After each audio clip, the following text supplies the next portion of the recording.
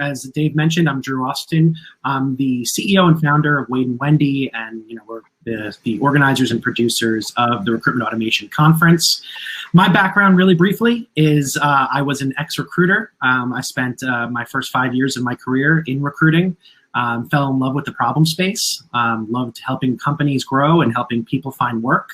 But over time, I started to get frustrated with the lack of personalization in the recruiting experience, and how with the intention to scale and automation, how that started to change the behaviors or the interactions in recruiting. So fast forward, I've been in tech, startups and venture-backed technology companies for the past decade.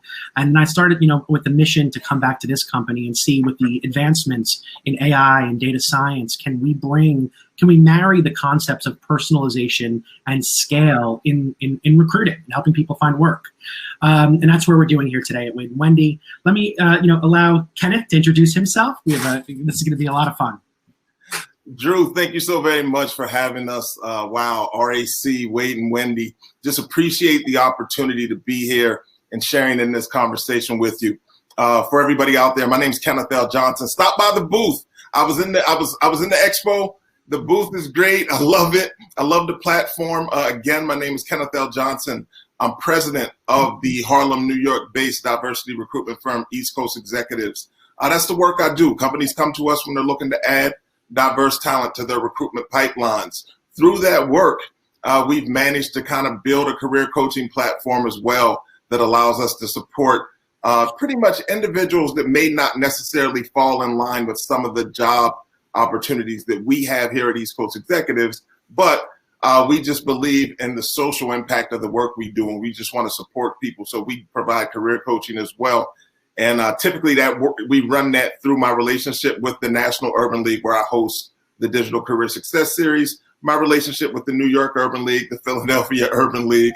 I host a radio show in Philly with two great people, Alberta Bloom, Tiffany Sutherland. We call it the Career Seekers Show, your only source for career and job search information with the focus on diversity, 106.5 FM WPPM out in Philly. But I live here in New York, and I'm also the job readiness facilitator at the Grow with Google Learning Center, NYC, when it was open, right? So now in the pandemic, we actually took some of that programming on air, and we just did Tap Into Your Job Search Network with the Google On Air platform. And that's pretty much what I do out here, Drew.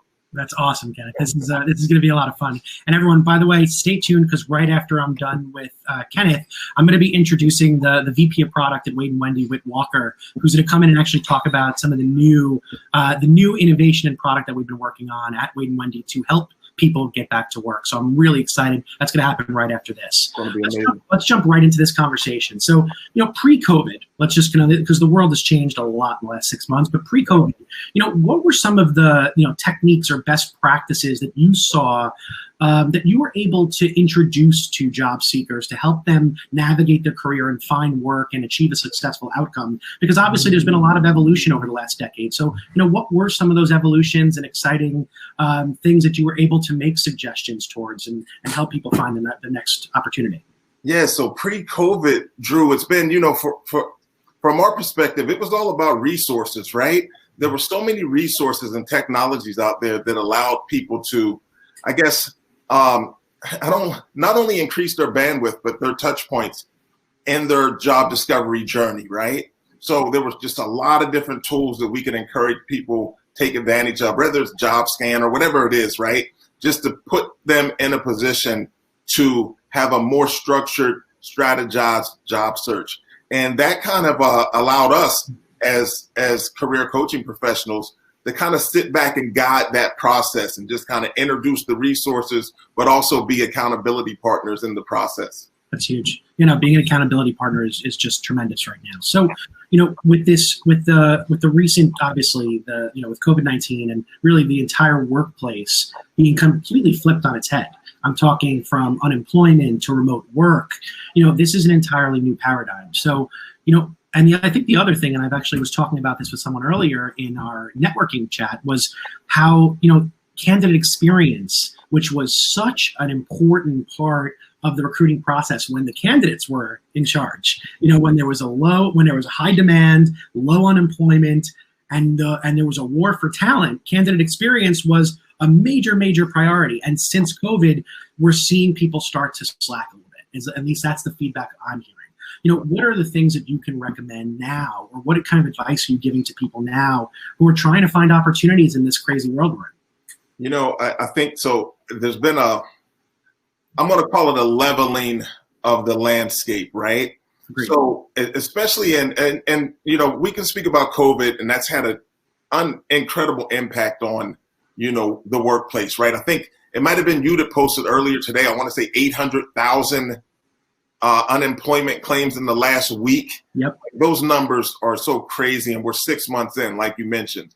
For us at East Coast Executives, based on the demographics of the people that we support a lot of people, a lot of communities of color, and then you throw COVID-19 kind of, frontliners on top of social justice issues that we're dealing with job seekers that are traumatized right now. So we kind of backed up a little. We were the firm that was pushing full steam ahead on AI and automation, allowing us to touch more people. And that still is the case. But we decided that we probably needed to really focus in on some of the personal interactions as well now, because people are in so much pain, the people we support. So we just kind of wanted to let them know that we were here side by side with them and delivering the services that we deliver to support them in their job search. Just a lot of people out here right now, Drew.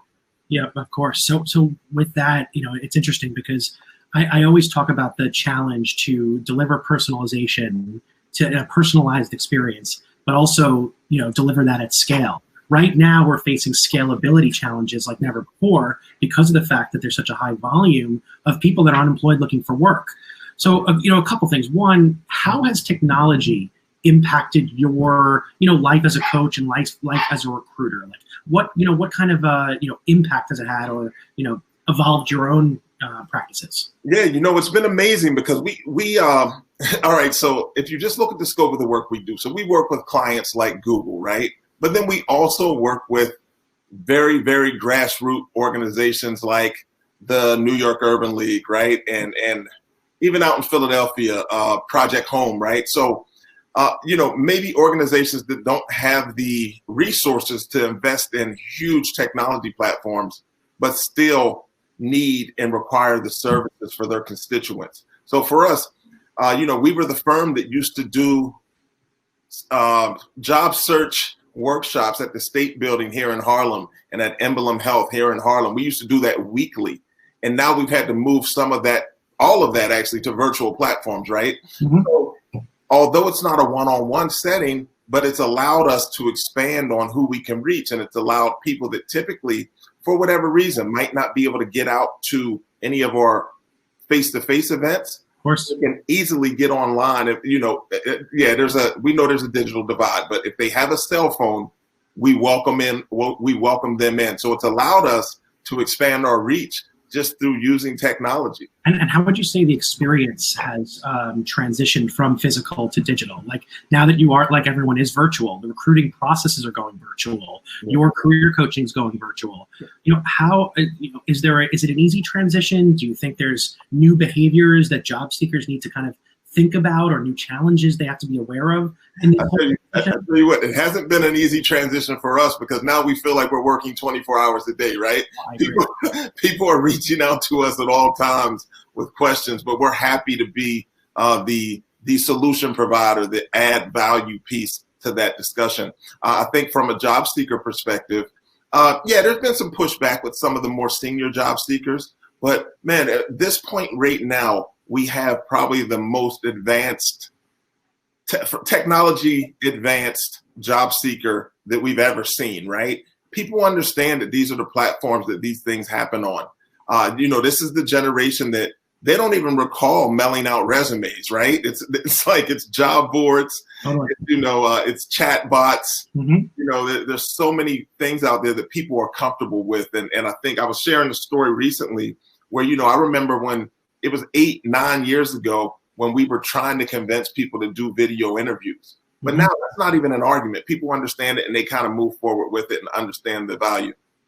Yeah, I completely agree. I think, what it's funny because when we were one of the first companies to even discuss the concept of a chatbot in any industry actually, but especially in the HR and recruiting industry.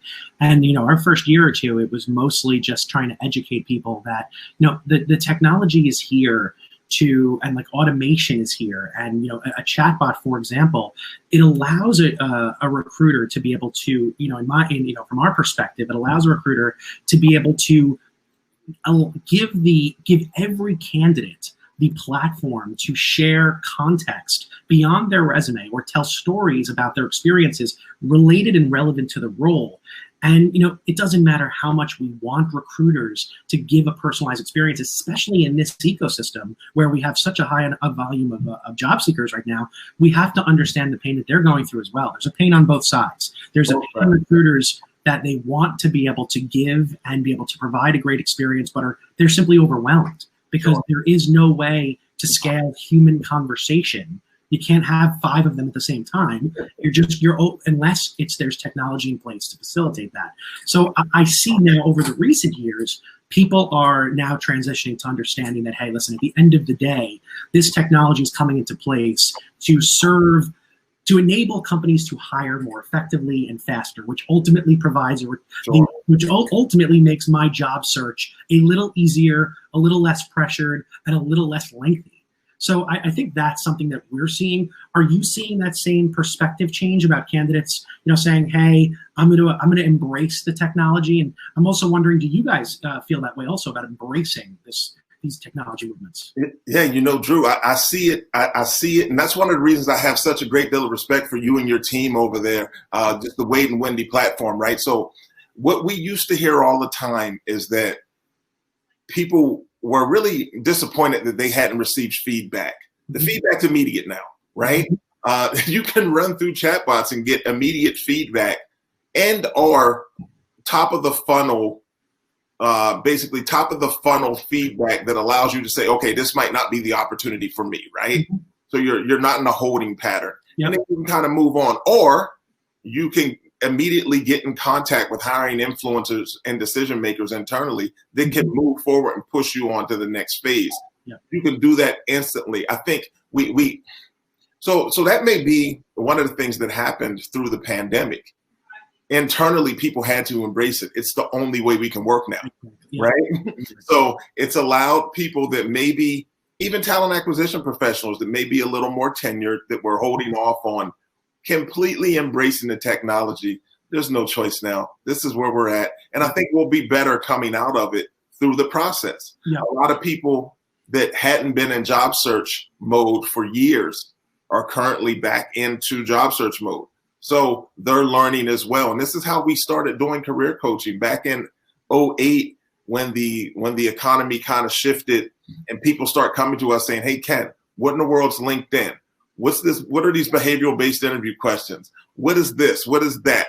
Tell me about ATS systems. Yeah. We were the people there educating them, and now people are back in 2020, and it's a re-education of the workforce. So there's a lot of product companies and vendors that are listening today. What can you say to them? Because you bring your role in this whole talent acquisition ecosystem will always be needed. It's that personalized human element of touch.